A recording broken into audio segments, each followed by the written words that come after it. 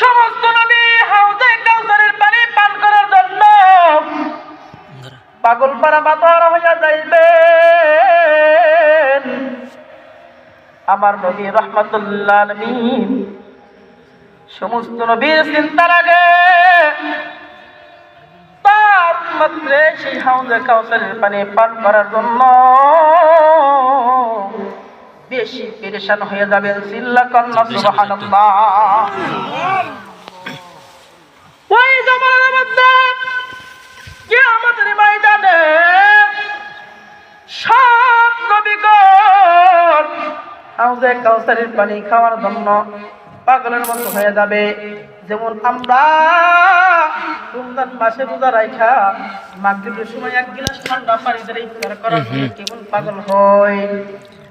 কোনো খবর নাই, তাতে টেনশন নাই, এক গ্লাস ঠান্ডা পানি দিয়ে হয় মন দিয়ে আর দিল দিয়ে ঠান্ডা করা যায় কি যায় না? যায়। ওইভাবে কালকে আমাদের ময়দানে সমস্ত নবী এই হাউজে কাউসারের পানি খাওয়ার জন্য ব্যস্ততার মধ্যে ব্যস্ততা হয়ে যাবেন।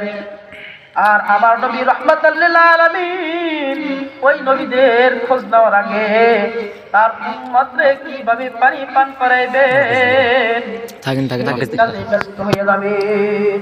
সুবহানাল্লাহ সুবহানাল্লাহ সুবহানাল্লাহ। নবীরা বলবে মালিক আমার এই জামানায় নবী না বানাইয়া সে জামানার যদি নবীর উম্মত বানাইতেন আজকে আমার কপালটা বুঝি তার জন্য হইতাম।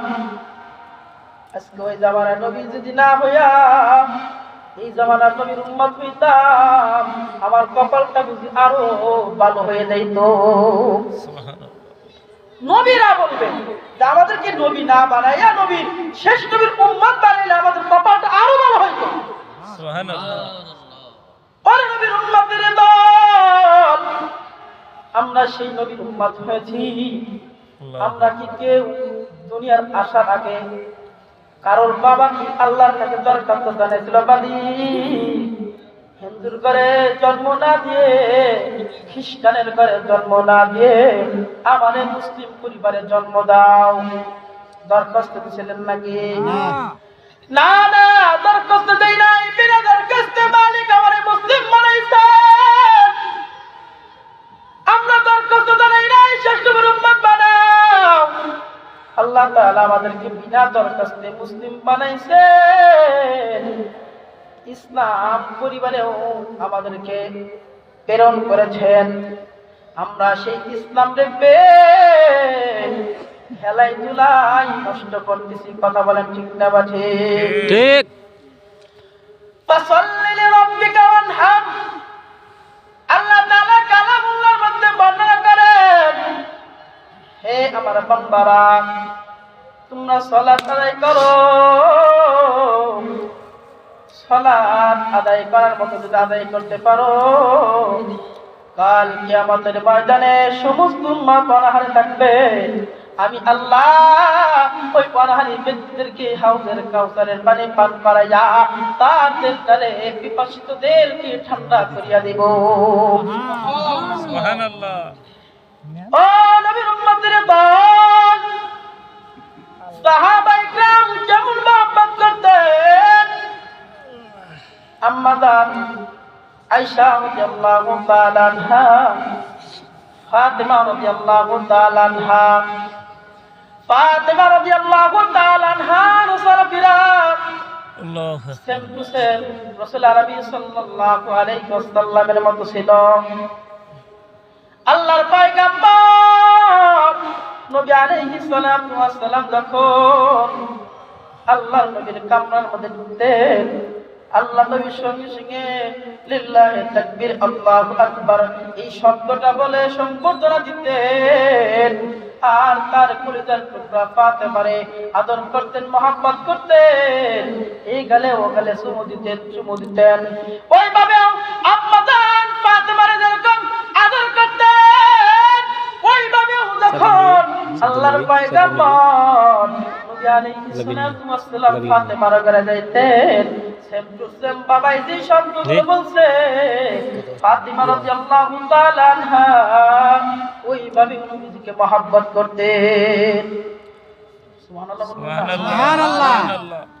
একদিন ফাতিমা রাদিয়াল্লাহু তাআলা আনহার ঘরের মধ্যে আল্লাহর পয়গম্বর নবী আলাইহিস সালাতু ওয়াস সালাম আগমন করলেন। যা দেখলেন তার কোলে ধরে দুইটা নাতি ইমাম হাসান আর হুসাইন অবস্থায়, এক ভাই কাঁদতেছেন আর এক ভাই ঘুমিয়ে গেছেন। আর এদিক থেকে ফাতিমা রাদিয়াল্লাহু তাআলা আনহা একটা পাত্রের মধ্যে কিছু পানি দিয়ে কিছু পাথরকে ফোটাইতেছেন আর বাচ্চাদেরকে সান্ত্বনা দিতেছেন, একটু দাঁড়াও, একটু অপেক্ষা করো, খাবার তৈরি করতেছি, তোমাদেরকে খাবার খাওয়াবো। এই গরম ফুটানো পানি চুলায় রাখা অবস্থায় আল্লাহর নবী মুহাম্মদুর রাসূলুল্লাহ সাল্লাল্লাহু আলাইহি ওয়াসাল্লাম ওই ঘরের মধ্যে আগমন করলেন। কলিজার টুকরা ইমাম হাসান হুসাইন ডাকতে বলতেছে, নবী গো, না না, সারা দেশের মধ্যে আপনি ইনসাফ ভিত্তিক বিচার করেন, আজকে আপনার কাছে একটা বিচার দিলাম, এই বিচারটা আজকে আপনি করে যাবেন। বলে কি বিচার? বলে 2টা দিন 3টা দিন ধইরা আমরা ক্ষুধার্ত অবস্থায় আছি, আমার মা আপনার মেয়ে ওই পাত্রের মধ্যে কি যেন রান্না করতেছে, 3টা দিন হয়ে যায় আমাদেরকে খাবারের ব্যবস্থা করে দেয় না। নবী এই কথা শোনার সঙ্গে সঙ্গে চোখের পানি ধরে রাখতে পারে না। আল্লাহ নবী ডাক দিয়ে বলতেছে, হাসান হুসাইন কোলের মধ্যে জড়ায় বলতেছে, নাতি তোমরা তো মাত্র 3 দিন ধরে খাবার খাও না, নাতিকে দেখো এই যে পেটের মধ্যে 1টা নয় 2টা নয় 7টা পাথর আমি পেটের মধ্যে বেঁধেছি, নাতি গো তোমরা 3 দিন ধরে খাবার খাও না, বিচার দিলাম, ধৈর্য ধরো, তোমাদের খাবারের ব্যবস্থা আমি করে দিচ্ছি। আল্লাহ নবী মুহাম্মদুর রাসূলুল্লাহ সাল্লাল্লাহু আলাইহি ওয়াসাল্লাম যখন খাবারের আশ্বাসটা যখন নাতিদেরকে দিলেন, এমন সময় আল্লাহর এক বান্দি, আল্লাহর এক বান্দা তার নতুন গাছে নতুন বাগানের মধ্যে, খেজুরের বাগানের আরব দেশে বেশি না কম? আরবের জমিনে খেজুরের আবাদ বেশি। নতুন বাগান, এই বাগানের প্রথম ফলগুলো আল্লাহ নবী মুহাম্মদুর রাসূলুল্লাহ সাল্লাল্লাহু আলাইহি ওয়াসাল্লামের দরবারে নিয়ে আসেন। হুজুর, এই যে আমার বাগানের প্রথম ফল আমি দিনের জন্য সদকা করে দিলাম। সুবহানাল্লাহ। আমি বিক্রি করি নাই হুজুর, আমি নিজেও খাই নাই, আমি সর্বপ্রথম আপনার আমি হাদিয়া দেব। আল্লাহর পয়গম্বর নবী আলাইহিস সালাতু ওয়াস সালাম ওই ফলটা গ্রহণ করলেন। গ্রহণ করার পর 2টা খেজুর আল্লাহর নবী হাতে নিলেন। নেওয়ার পর বাকি ফলগুলো সাহাবায়ে কেরামদেরকে ডাক দিয়ে বলতে, হে সাহাবায়ে কেরাম, এইগুলো তোমরা সবাই বন্টন করে মিলমিশ করে খেয়ে নাও। আমরা যদি ক্ষুধার্ত থাকতাম, যার কাছে দিত 1-2 বারের মধ্যে বলাইতাম, কথা কর ঠিক না ঠিক? কারণ নবী জানেন সব সাহাবী আমার মতো ক্ষুধার্ত, আমি একা পেট ভরে খেলে চলবে না। ওই সময় আল্লাহর নবী ইনসাফ ভিত্তিক সব খেজুরগুলো সাহাবায়ে কেরামদের মধ্যে সদকা করে দিলেন। এবার আল্লাহর নবী মুহাম্মদুর রাসূলুল্লাহ সাল্লাল্লাহু আলাইহি ওয়াসাল্লাম ওই 2টা খেজুর নিয়ে ইমাম হাসান আর হুসাইনকে ডাক দিয়ে বলতেছে, নাতিরা আয় আয় আয়, তোমরা খাও না, তোমরা খাও না, তোমরা এই 2টা খেজুর খেয়ে 2 ভাই সান্ত্বনা হও। ওই 2টা খেজুর ইমাম হাসান আর হুসাইন রাদিয়াল্লাহু তাআলা আনহু যখন দিলেন, তারা খুশি হয়ে খায় নিল। এইবার নবীজি নাতিরে খাওয়াইলে নবীর পেট বসে। কথা বলেন, অনেক সুন্দর, অনেক সময় আমাদের পিতা মাতা বাড়তে বাড়তে সন্তানদেরকে দিতে দিতে এক পর্যায়ে পাতিলের ভাত শেষ হয়ে যায়, মায়ের কপালের ভাত হয় না। তারপরে মা বলে, আলহামদুলিল্লাহ আমার পেট ভরে গেছে, আমার সন্তান খাইছে মানে আমার পেট ভরে গেছে। আসলে কি মার পেট ভরছে না আনন্দ করে? আল্লাহর নবী মুহাম্মদুর রাসূলুল্লাহ সাল্লাল্লাহু আলাইহি ওয়াসাল্লাম ডাকতে বলছেন, নাতি এই যে সদকার খেজুর তোমরা খাইলা, তোমাদের খাওয়া দেখে আমি নবী আমার খিদাটাও নিবারণ হয়ে গেছে। সুবহানাল্লাহ। সাহাবা کرام কিভাবে কষ্ট করতে, আম্মা জান ফাতিমা রাদিয়াল্লাহু তাআলা আনহা ডাকতে বলতেছে, মাগো একটু শোনো। ওই ডাকতে অবস্থায় আয়েশা রাদিয়াল্লাহু তাআলা আনহা ওই ঘরের মধ্যে ছিলেন, খাদিজাতুল কুবরা রাদিয়াল্লাহু তাআলা আনহা ওই ঘরের মধ্যে ছিলেন। এক কথায় নবীর সকল স্ত্রী ছিলেন। ফাতিমা রাদিয়াল্লাহু তাআলা আনহার কানে কানে ডাকতে বলছে, মাগো এই যে দুনিয়ার মধ্যে থেকে তোমাকে চলে যেতে হবে, এই কথা নবী কানের মধ্যে যখন দিলেন, তারপর পরে ফাতিমা রাদিয়াল্লাহু তাআলা আনহা কেঁদে দিলেন। কি বলে? আম্মা জান ফাতিমা রাদিয়াল্লাহু তাআলা আনহা কাঁদতেছেন।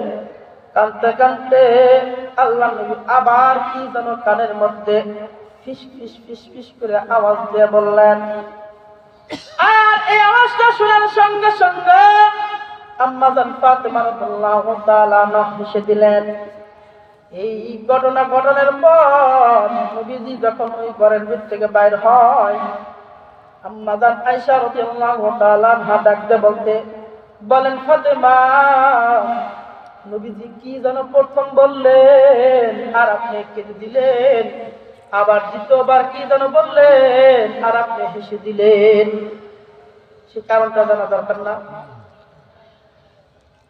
আম্মা জান আয়েশা রাদিয়াল্লাহু তাআলা আনহা ফাতিমাকে জিজ্ঞাসা করলেন, ফাতিমা নবীজি কি কানের মধ্যে বললেন আমাদের একটু জানাও। বলে, না যদি জানানো যাইতো তাহলে আল্লাহ নবী গোপনে না বলে আমারে সরাসরি বলতে পারতো। গোপনে বলছে না, গোপন ডাকতে হবে, প্রকাশ করা যাবে না। আল্লাহ নবী যখন বিদায় নিয়ে চলে যান, এইবার আয়েশা রাদিয়াল্লাহু তাআলা আনহা কঠিন ভাবে ধরছেন, আমার সমস্ত হকদারের কসম, নবীজি আপনাকে কি বলছে আজকে সেই প্রশ্নের উত্তরগুলো দিতে হবে। এমন বিপদে ফালাইলে বলতেছেন, প্রথম কথা আমারে বলছেন আমি দুনিয়ার মধ্যে সমস্ত নারীর মধ্যে আমি দুনিয়ার থেকে আগে বিদায় নেব, অর্থাৎ মারা যাব, আমি এই জন্য কাঁদলাম। আবার নবী ডাকতে বলতেছে, দুনিয়ার মধ্যে থেকে আগে বিদায় নেব, কিন্তু কাল কিয়ামতের ময়দানে সকল নারীর চেয়ে আগে নবীর সাথে সাক্ষাৎ হবে। যখন বললেন বিদায় নেব তখন কান্দা দিলেন, আর যখন বললেন যে সবার আগে সাক্ষাৎ হবে নবীর সাথে, তখন আম্মা জান ফাতেমা রাদিয়াল্লাহু তাআলা আনহা হেসে দিলেন। এর মধ্যে লুকানো কিছু কথা আছে। আল্লাহর পয়গম্বর নবী আলাইহিস সালাতু ওয়াস সালাম হাদিসের মধ্যে বর্ণনা করেন, ইয়াকুল হাসাদা ফাইনাল হাসাদা তাকুলুল হাসানাতি কামা তাকুলুন নারুল হাতাম। হে আমার উম্মতরা শুনিয়া লও, তোমরা হিংসা হইতে দূরে থাকো, কেননা হিংসা সকল প্রকার নেকিকে ধ্বংস করিয়ে দেয়। হিংসা হইতে দূরে থাকো, হিংসা সকল প্রকার নেকিকে কি করে? ধ্বংস করিয়ে দেয়, বরবাদ করে দেয়।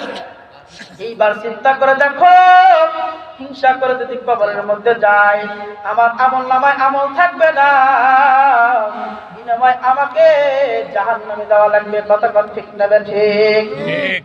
আল্লাহর পয়গম্বর নবী আলাইহিস সালাতু ওয়াস সালাম হাদিসের মধ্যে বর্ণনা করেন, আহাব্বুল বিলাদি ইলাল্লাহি মাসাজিদুহা ওয়া আবগাদ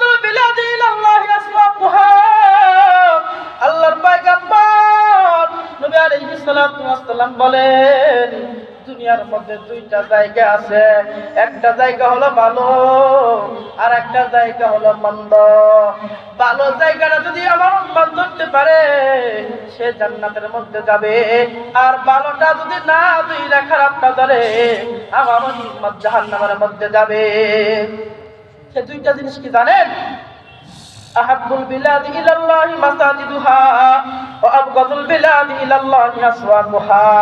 আল্লাহ নবী মুহাম্মদুর রাসূলুল্লাহ সাল্লাল্লাহু আলাইহি ওয়াসাল্লাম বলেন একটা হলো ভালো জায়গা, সেটা হলো দুনিয়ার মধ্যে মসজিদ। সুবহানাল্লাহ বলবেন না? সুবহানাল্লাহ। দুনিয়ার মধ্যে সবচেয়ে ভালো জায়গা সেটা কোনটা? মসজিদ। আর দ্বিতীয় নম্বর খারাপ জায়গা হলো কোনটা? খারাপ জায়গাটা হলো বাজার। এইবার আপনারা বলেন বেশিরভাগ মানুষ ভালো জায়গা মসজিদে যায় না খারাপ জায়গা বাজারের মধ্যে যায়?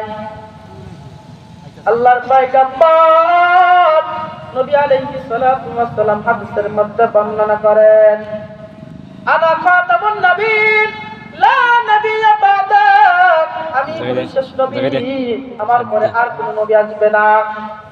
হে সাহাবা ইকরাম শুনিয়া দাও, আমি তোমাদের কাছে দুইটা জিনিস রেখে যাব, এই দুইটা জিনিসকে যদি আঁকড়ে ধরতে পারো কসম খোদা আমার উম্মত কখনো গুনার কাজ করতে পারবে না। আল্লাহর পয়গম্বর নবী আলাইহিস সালাতু ওয়াস সালাম বিদায় হজের মাসের মধ্যে বলে যায় হাল ইউবাল্লিগু শাহিদুল গায়ব, হে উপস্থিত সাহাবা ইকরাম তোমরা শোনো, আমি তোমাদের কাছে দুইটা জিনিস রেখে যাচ্ছি। তারাক্তুকুম ফি আমরাইন লান তাদিল্লু মা তামাসসাকতুম বিহিমা কিতাবাল্লাহি ওয়া সুন্নাতুর রাসূলিহি।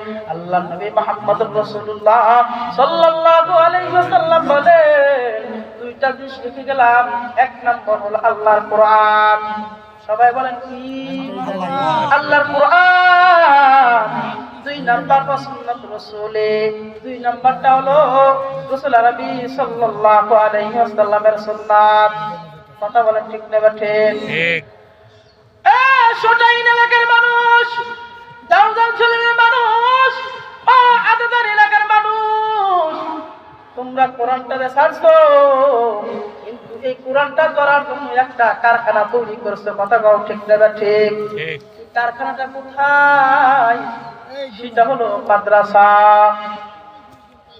আমরা কোরআন পড়তে পারি না, কোরআন পড়তে পারি না, কোরআনকে ছেড়ে দিয়েছি, সুন্নাতের উপর চলতে পারি না, সুন্নাতটাকে ছেড়ে দিয়েছি, কিন্তু কোরআনকে পড়তে পারি না, ছেড়ে দিয়েছি, কিন্তু সেই কোরআনের মহব্বত বলতে পারে না। বিদায় আমরা কোরআনকে সহি করে পড়ার একটা কারখানা বানাইছি। কথা বল ঠিক না ঠিক? কথা বল না কেন? কোরআন পড়তে পারে না, মনটা